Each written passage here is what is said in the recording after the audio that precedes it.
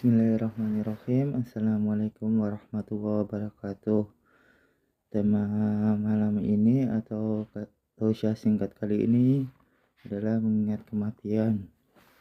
Kenapa ada orang yang lalai dalam beribadah kepada Allah Subhanahu wa taala?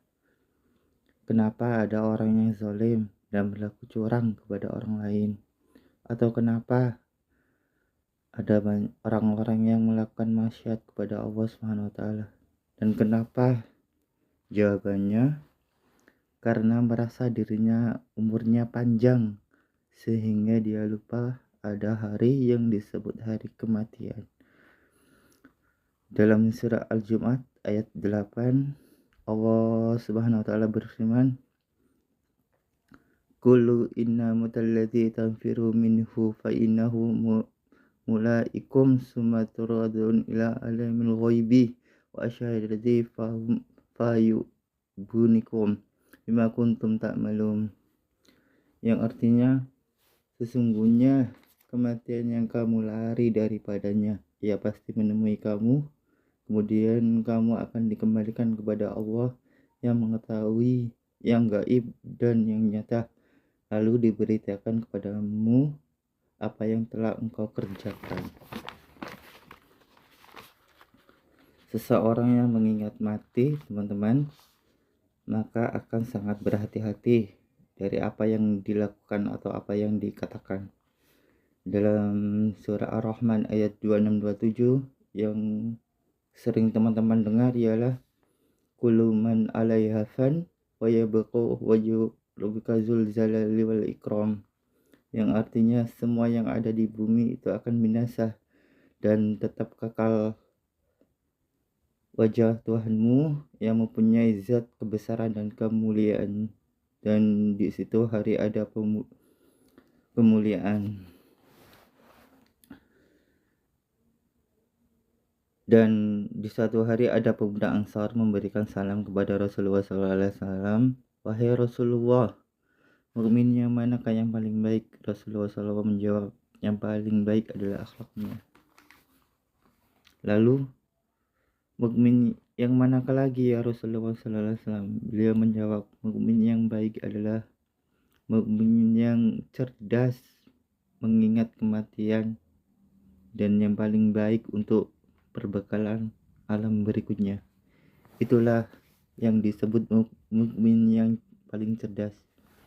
Jadi teman-teman, ingatlah pemutus kelezatan, yaitu mengingat kematian. Kematian akan berhati-hati teman-teman sekalian melakukan segala sesuatu karena akan kembali pada Allah SWT dan akan kita pertanggungjawabkan apa yang kita kerjakan. Maka orang-orang yang mengingat mati, dia akan berhati-hati dalam tingkah laku misalnya, dan mengumpulkan orang yang akan mengingat mati, dia akan mengumpulkan amal soleh sebanyak-banyaknya dan jadi bekal alam berikutnya. Dan mereka ialah yang cerdas. Dan apa saja teman-teman yang mengingat kematian, jadi teman-teman sekalian, kita akan khusyuk dalam salatnya. Rasulullah SAW bersabda, "Mengingat sekalian, ingatlah kematian dalam salatmu, dan jika ada seseorang yang mengingat kematian dalam salatnya, maka dia akan memperbagus salatnya." Bayangkan teman-teman, kalau dokter, kita divonis oleh dokter umur kalian akan tertinggal 1 hari saja, pasti kita akan khusyuk dalam salatnya, memperbanyak sujudnya, memperbanyak sedekahnya, betul-betul dalam salatnya kita akan khusyuk, tenang dalam bilangan salat kita, berbanyak ruku kita, memperbanyak sujud kita. Namun dalam kematian dirahasiakan oleh teman-teman, oleh Allah Subhanahu wa taala, sehingga kita akan lalai salat kita. Kalau begitu kita memperbanyak sujud kita. Yang kedua, apa manfaat mengingat mati? Kita tidak akan tertipu dengan dunia dan tidak akan terlena oleh dunia. Teman-teman baca di surah Al-Imran ayat 108 45. Kullu nafsin dha'iqatul maut wa inna tuwaffina ujurakum yaumal qiyamah faman zuhzina 'anil narah wa qadil jannata faqad faza wa mal hayatud dunya illal mata'ul ghurur, yang artinya setiap yang bernyawa akan merasakan mati, dan hanya pada hari kiamat sajalah diberikan dengan sempurna balasanmu. Dan barang siapa yang dijauhkan dari neraka dan dimasukkan ke dalam surga, sesungguhnya dia memperoleh kemenangan kehidupan dunia, hanyalah kesenangan yang memperdayakan kamu. Kalau kita ingat mati, sahabat-sahabat, kita tidak akan tertipu dengan dunia, tidak terlena oleh dunia. Takut berbuat dosa, takut maksiat, takut berbuat zalim, takut curang, atau sebaliknya kita tidak tertipu dengan dunia. Maknanya adalah kalau engkau tidak sedih berlarut-larut, sedih engkau tahu, engkau sedih, engkau sabar, tidak tertipu dengan dunia. Dunia ini semu, dan ketika engkau sabar mendekatkan diri kepada Allah SWT, tidak tertipu dengan dunia. Kalau diberi Allah, dia bersyukur, dan diberi kesedihan sama Allah dan tidak sedih berlarut-larut, dan ia bangkit dengan kesungguhannya kepada Allah SWT. Sahabat sekalian, dan ketika sedang mengingat kematian, manfaatnya banyak ya teman-teman. Kita tidak akan berbuat zalim. Contoh pedagang tidak curang dalam menimbang, misalnya dalam surah Al-Mutaffifin ayat 4, ala ya'uzul ulaika anazuma ubu'usun, tidaklah mereka itulah mengira bahwa sesungguhnya mereka adalah dibangkitkan. Ingat mati teman-teman, kita akan takut berbuat dosa. Orang yang akan takut pada kematian, takut berbuat dosa dengan orang lain. Pernah di zamannya Rasulullah SAW bersabda, lalu sahabatnya berkata, orang yang bangkrut itu orang yang tidak punya dirham atau orang yang tidak punya harta benda. Tapi Nabi Muhammad bersabda, orang yang bangkrut itu dari umatku adalah orang yang datang dari hari kiamat pahalanya sholat, pahala puasa, pahala zakat, namun di dunia memaki, mencaci, alias berbuat zalim, menuduh orang lain, memakan harta orang lain, memukul darah orang lain, alias berbuat zalim.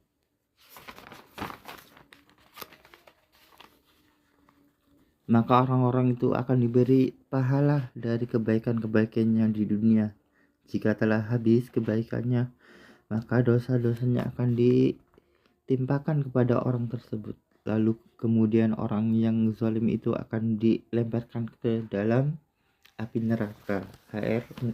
Hadis riwayat Muslim. Wallahu a'lam bishawab. Jadi teman-teman sekalian, ada beberapa manfaat dari mengingat mati. Mungkin teman-teman akan mencontoh dari sahabat Nabi, yaitu Arabi bin Husain, yang menggali lubang seperti kuburan di pekarangan rumahnya, di belakang rumahnya. Ketika Arabi bin Husain berbuat dosa, ia masuk ke dalam lubang tersebut dan lalu berbaring dan membaca ayat Al-Mu'minun ayat 99 sampai 100. Yang artinya, demikianlah kepada orang-orang kafir itu hingga apabila datang kematian kepada seorang dari mereka, dia berkata, ya Tuhanku, kembalikan aku ke dunia agar aku dapat berbuat baik atau kebajikan yang telah aku tinggalkan, dan sekali-kali tidak, sesungguhnya itu adalah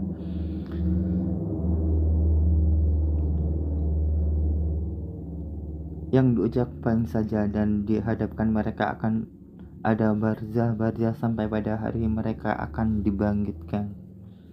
Begitulah sahabat sekalian, Semua mungkin dalam kehidupan kalian sekarang menyimpan kain kafan di lemari kita, atau mencontoh seperti sahabat Nabi Arabi bin Husain tadi, menggali lubang di belakang pekarangan rumah atau di belakang rumah kita atau di samping rumah kita, atau masuk dan rasakan seperti mayat apa yang ketika kita rasakan. Sahabat sekalian, ketahuilah bahwa umat Rasulullah sekitar 60 atau 70. Ciri-ciri hari akhir adalah kematian mendadak, lalai, berleha-leha, bersantai, enjoy dalam berbuat maksiat misalnya, bahwa mereka tidak tahu bahwa kita memasuki dasar adalah hari akhir. Umat Rasulullah SAW sekitar 60 atau 70 tahun. Kematian mendadak. Ibnu Mas'ud berkata, kematian mendadak adalah keringanan seorang mukmin dan penyesalan bagi orang kafir. Para ulama bagi ahli maksiat berbuat kejahatan, keburukan, atau mati mendadak adalah bentuk murka Allah. Tidak ada persiapan kematian dan belum bertaubat. Ketahuilah bahwa kita dimatikan dalam sesuai dengan kebiasaannya. Kalau kita berbuat berzina, naudzubillah, maka kita mati dalam keadaan berzina. Kalau kita mati dalam hobi bermabuk-mabukan, maka kita akan dimatikan dalam keadaan bermabuk-mabukan. Seperti itu teman-teman. Teman-teman yang dimuliakan oleh Allah Subhanahu wa taala. Dan sebaliknya, kalau kita sedang teman-teman melakukan sehari-hari membaca Al-Quran, mungkin kita akan dimatikan dalam membaca Al-Quran. Atau teman-teman suka bersedekah, mungkin akan dimatikan dalam memberikan sedekah. Atau teman-teman suka bersujud, maka akan dimatikan dalam keadaan bersujud, meninggalnya dalam keadaan bersujud maksudnya. Karena mereka suka bersujud, sahabat sekalian, so jadi waspadalah. Kita tidak akan pernah tahu kematian kita di saat itu. Kita dilakukan adalah senantiasa berbuat baik dan baik seterusnya. Memang Allah Maha Penyayang dan Pengampun, betul. Allah mengampuni dosa kecuali dosa syirik, betul. Tapi jangan anggapan berbuat dosa saja lalu kita bertaubat. Tapi Allah sangat mengampuni terhadap hambanya. Kita tidak tahu kita dimatikan oleh Allah, mungkin saja dimatikan oleh Allah dalam maksiat puluhan tahun ibadah kita lakukan. Orang yang beriman kepada Allah ketika berbuat dosa, maka dia di bawah kaki gunung yang gunung itu siap menghancurkannya. Artinya dia takut pada Allah untuk melakukan dosa tersebut. Tapi kalau durhaka kepada Allah ketika berbuat dosa, dia akan merasa ada lalat yang ada di hidungnya, hinggap di hidungnya, lalu siap mengusirnya begitu saja. Usir lalat tersebut, dianggap remeh temeh dosa itu. Maka sahabat-sahabat berhati-hatilah sahabatku, akan kematian tidak akan pernah tahu ketika hanya ingin mati dalam keadaan baik, yaitu husnul khotimah. Apa sih definisi orang sukses itu? Mungkin versi saya, khairun nas anfa'uhum linnas, menebar manfaat kepada orang, menebar kebaikan kepada orang. Rasulullah SAW, sebaik-baik manusia yang paling bermanfaat kepadaku manusia yang lainnya. Setelah itu dikatakan orang yang sukses mati dalam husnul khotimah, mati dalam keadaan baik. Setelah masuk surga dan ketemu Allah Subhanahu wa taala dan Nabi Allah, itulah yang disebut orang yang sukses di dunia dan di akhirat. Dan sahabat-sahabat sekalian, mudah-mudahan tahu saya singkat saya.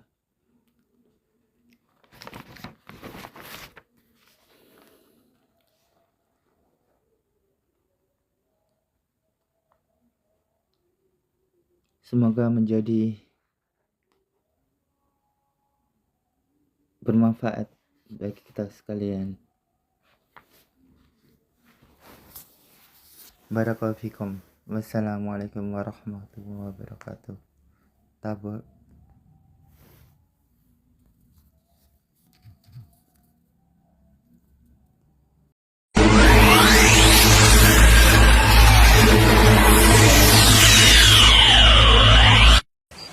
Bismillahirrahmanirrahim.